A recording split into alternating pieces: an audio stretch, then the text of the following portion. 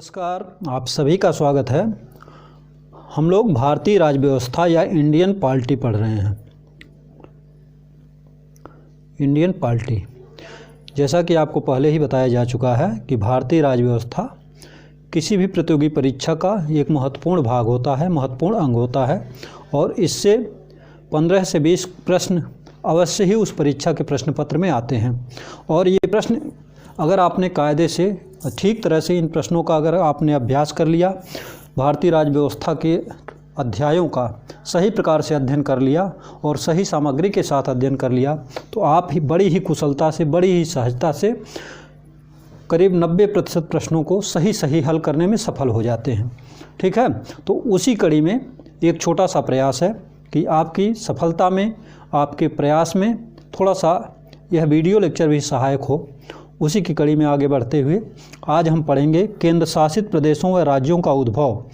इससे पहले वाले वीडियो में हमने पढ़ा कि संघ व उसके क्षेत्र, यूनियन एंड इट्स टेरिटरी, इसके अंतर्गत पढ़ते हुए इसके दूसरे भाग में हम केंद्र शासित प्रदेशों व राज्यों का उद्भव किस प्रकार से हुआ उसको आगे देखते हुए बढ़ते हैं।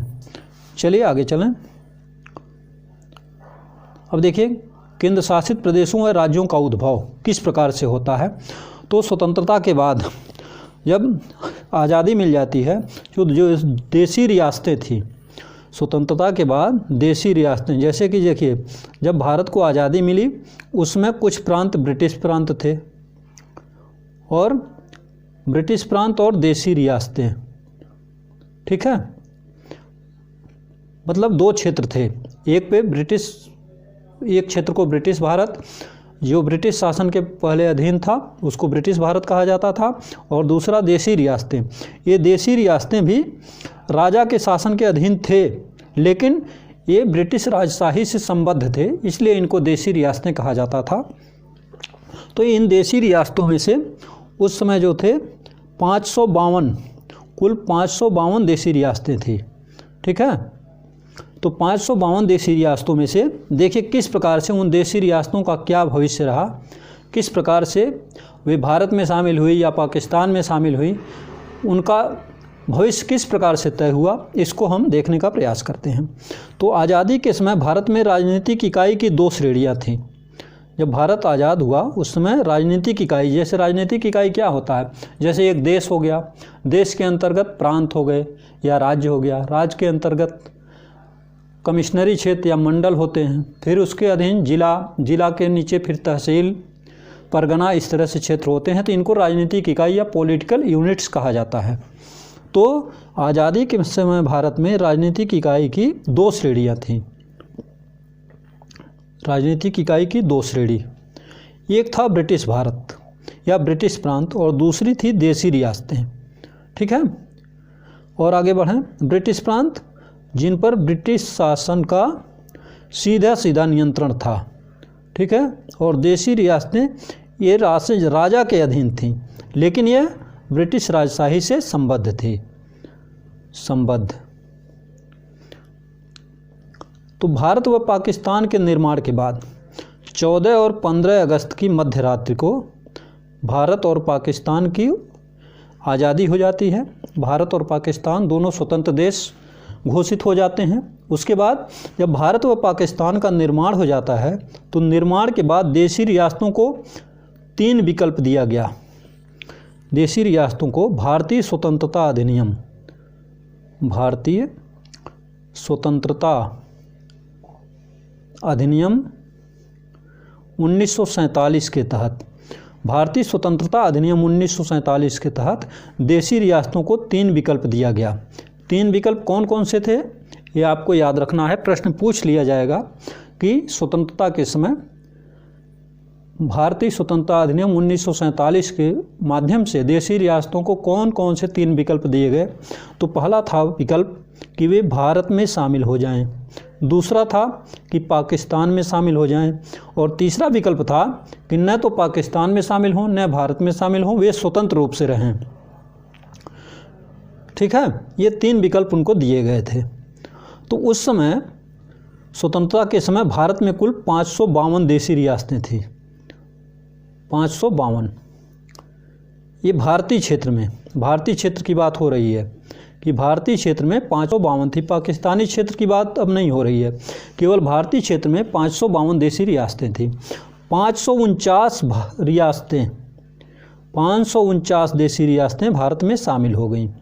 ठीक है, प्रश्न ये बन सकता है कि स्वतंत्रता के बाद 552 देसी रियासतों में से कुल कितनी देसी रियासतें भारत में शामिल हो गई? तो आपका उत्तर होगा 549 देसी रियासतें भारत में शामिल हो गई।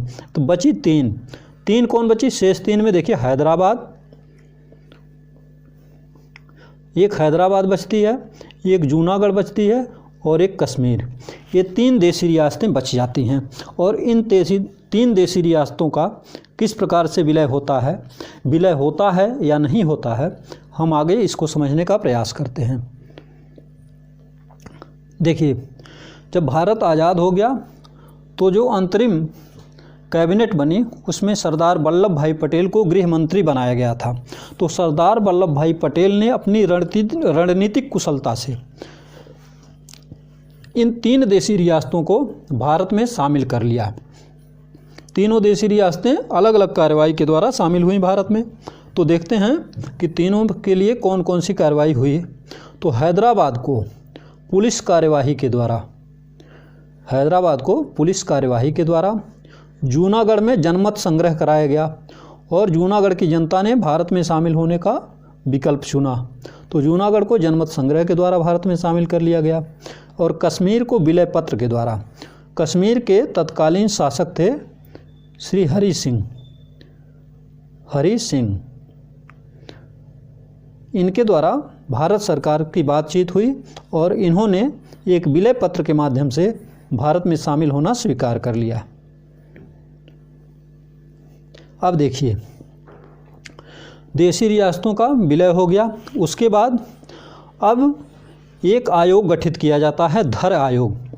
यस्केधर उसके अध्यक्ष होते हैं। यस्केधर की अध्यक्षता में भाषाई प्रांत आयोग, एक ऐसा आयोग जो भाषा के आधार पर कि कहाँ कौन सी भाषा बोली जा रही है उसके आधार पर यह तय करेगा कि क्या भाषाई आधार पर भारत में प्रांतों का गठन हो सकता है अथवा नहीं।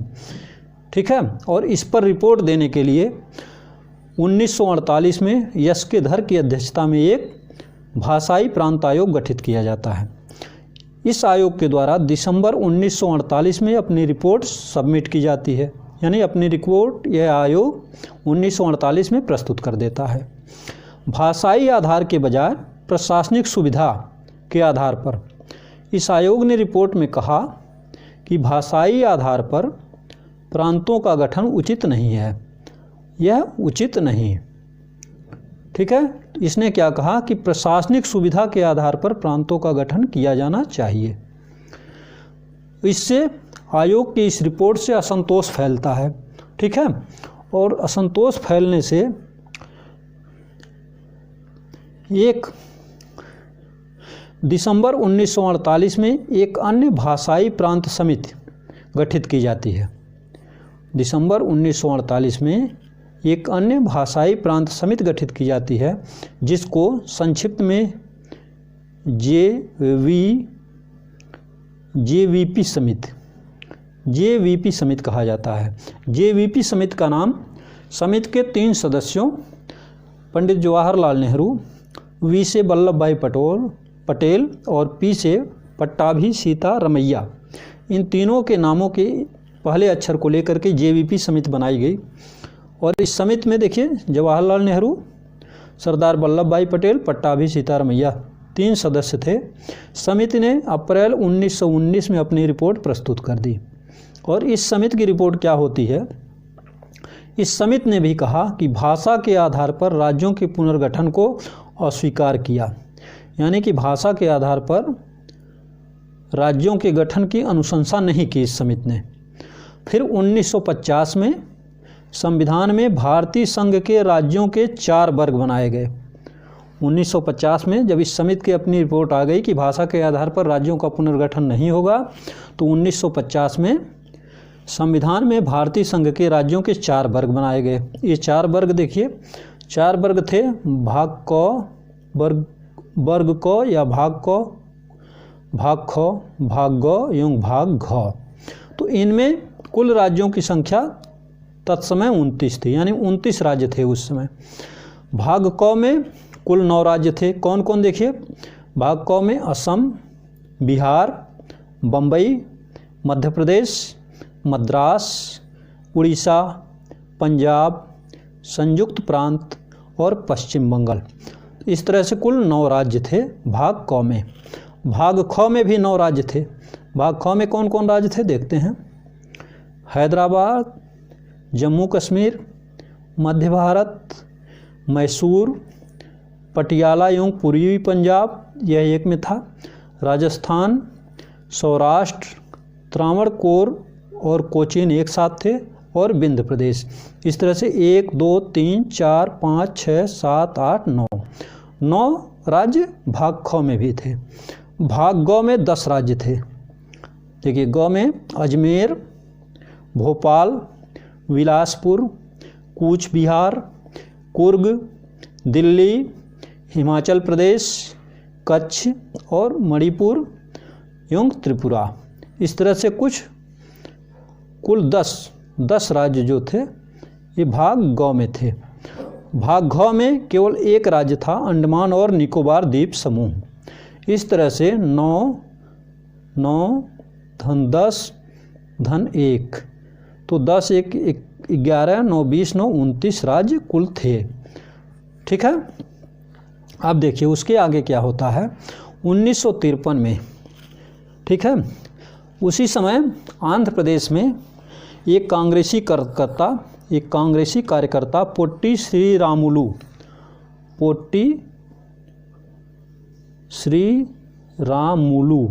यह अक्सर प्रश्न पूछ दिया जाता है कि एक भाषाई राज्य बनाने के लिए किस कांग्रेसी कार्यकर्ता ने 56 दिन के भूख हड़ताल के बाद प्राण त्याग दिया। तो आपका उत्तर होगा पोट्टी श्रीरामुलु नामक एक कांग्रेसी कार्यकर्ता ने पृथक आंध्र प्रदेश राज्य बनाने के लिए 56 दिन तक भूख हड़ताल की और अंततः उन्होंने प्राण त्याग दिया। तो इस घटना को देखते हुए 1953 में भाषाई आधार पर पहला राज्य मद्रास से अलग कर और तेलुगु भाषी राज्य आंध्र प्रदेश बना। ठीक है, तो भाषाई, यह प्रश्न अक्सर पूछा जाता है कि भारत में भाषाई आधार पर गठित होने वाला प्रथम राज्य कौन सा है। तो भारत में भाषाई आधार पर गठित होने वाला प्रथम राज्य आंध्र प्रदेश बना। उसके बाद अन्य क्षेत्रों से भी भाषा के आधार पर प्रांतों के गठन की मांग होने लगी। फलतः एक अन्य आयोग गठित किया गया जिसको फजल अली आयोग कहते हैं, और इसकी फजल अली आयोग 1953 में गठित किया गया। यह भी एक 3 सदस्यीय आयोग था जिसके मुख्य सदस्य थे फजल अली, के.एम. पडिक्कर और एच.एन. कुंजरू। ठीक है, इन 3 सदस्यों को मिलाकर के फजल अली आयोग गठित किया गया। इस आयोग ने 1955 में अपनी रिपोर्ट प्रस्तुत की। इसकी रिपोर्टों को, अधिकांश इसकी सिफारिशों को सरकार ने स्वीकार कर लिया। ठीक है, और फजल अली आयोग ने एक राज्य एक भाषा के सिद्धांत को अस्वीकार किया। फजल अली आयोग ने एक रिपोर्ट प्रस्तुत की कि एक राज्य एक भाषा का सिद्धांत दिया, लेकिन सरकार ने एक भाषा एक राज्य के सिद्धांत को अस्वीकार किया। और क्या निर्णय लिया गया, जो 4 प्रकार के भाग क, ख, ग और घ, इन 4 वर्गों में बटे हुए जो भारत के राज्य थे, जिसे क में 9, ख में 9, ग में 10 और 1, तो इनको 4 प्रकार के वर्गीकरण को अब समाप्त कर दिया गया और राज्यों के गठन का जो नया फार्मूला तय किया गया वह वित्तीय, आर्थिक एवं प्रशासनिक सुविधा की दृष्टि से राज्यों के गठन का विचार किया गया। फिर 16 राज्य और 3 केंद्र शासित प्रदेश बनाए गए, यानी कि इन 29 राज्यों को 16 राज्य और 3 केंद्र शासित प्रदेशों में पुनर्गठित कर दिया गया। ठीक है, फिर देखिए राज्य पुनर्गठन अधिनियम 1956 एवं 7वें संविधान संशोधन।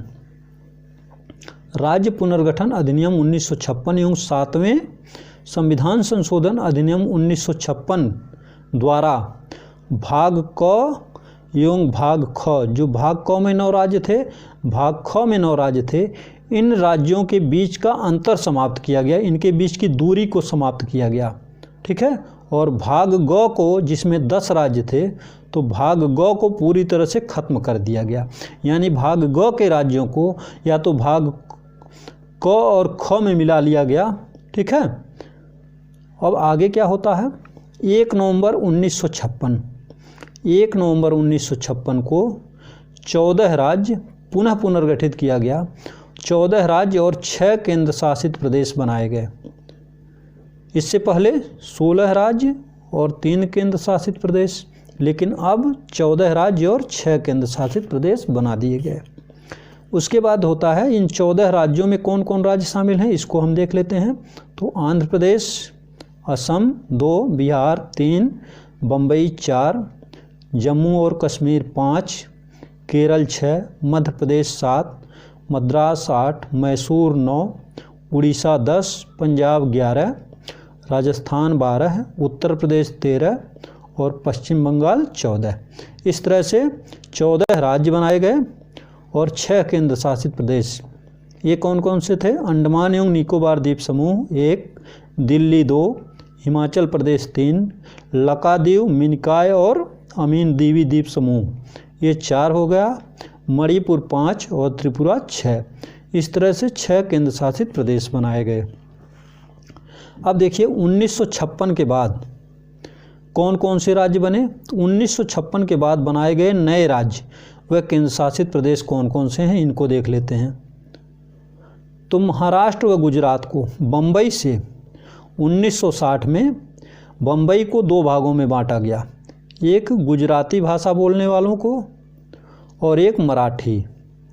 तो गुजराती भाषा बोलने वालों के लिए गुजरात बन गया और मराठी भाषा बोलने वालों के लिए बम्बई को महाराष्ट्र में बदल दिया गया, यानी बम्बई का नाम महाराष्ट्र हो गया।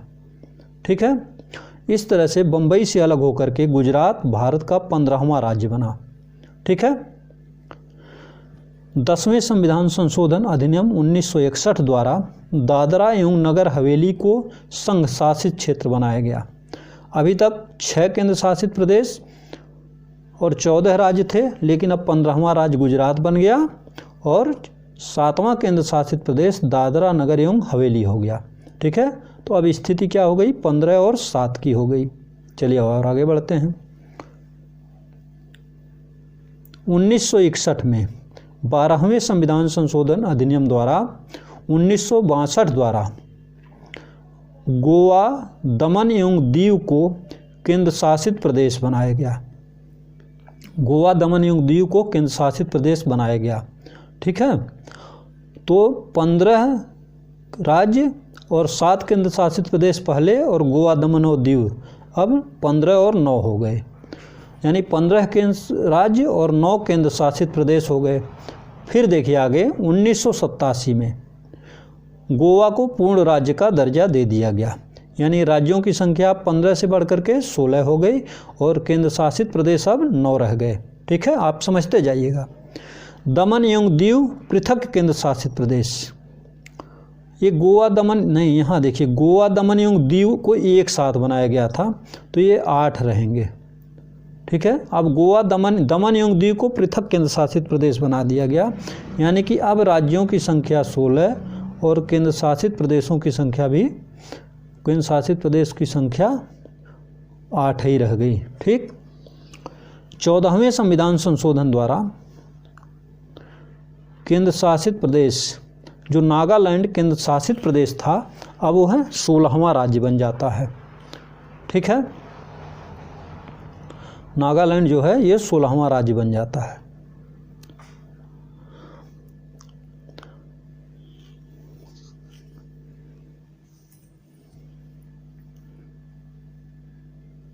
हाँ देखिए, तो गोवा को 1987 में पूर्ण राज्य का दर्जा तो दे दिया गया था, लेकिन इसको राज्यों की संख्या के हिसाब से इसकी गणना नहीं की गई थी। ठीक है।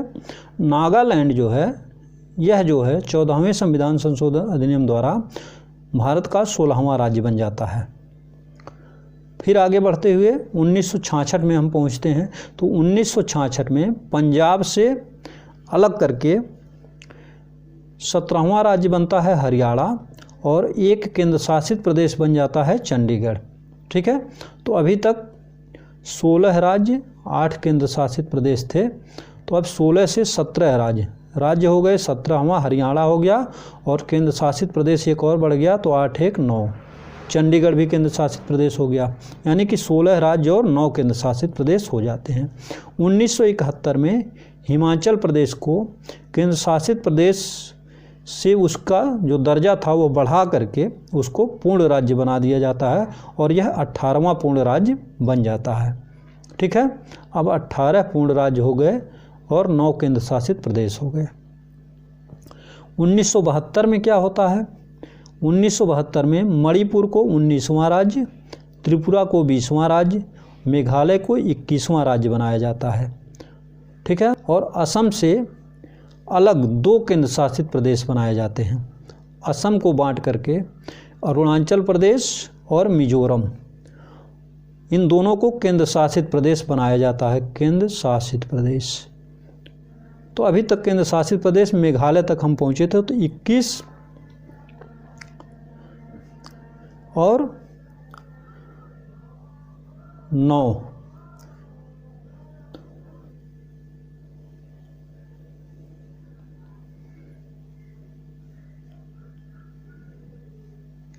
ठीक है,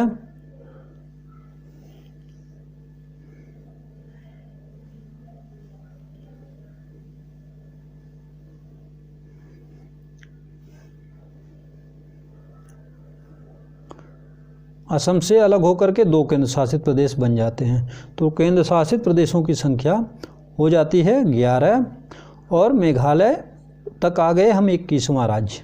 ठीक है, सिक्किम को 36वें संविधान संशोधन अधिनियम 1975 के द्वारा 22वां राज्य बनाया जाता है। तो 22 और 11, 22 राज्य, केंद्र शासित प्रदेश 11 हो जाते हैं। 1987 में मिजोरम, अरुणाचल प्रदेश, गोवा को क्रमशः 23वां, 24वां और 25वां राज्य बनाया जाता है। मिजोरम भी पूर्ण राज्य, अरुणाचल प्रदेश भी पूर्ण राज्य और गोवा भी पूर्ण राज्य बन जाते हैं। ठीक है, तो इस तरह से सिक्किम 22वां हो गया था, मिजोरम, अरुणाचल प्रदेश और गोवा 23वां, 24वां और 25वें राज्य हो जाते हैं। सन 2000 में क्या होता है कि छत्तीसगढ़, उत्तराखंड और झारखंड को 26वां, 27वां और 28वां राज्य बनाया जाता है। और वर्ष 2014 में आंध्र प्रदेश से पृथक होकर के तेलंगाना एक नया राज्य बनता है और 29वां राज्य बनता है। और जो हैदराबाद आंध्र प्रदेश की राजधानी थी वह तेलंगाना के हिस्से में चली जाती है और तेलंगाना की राजधानी बन जाती है।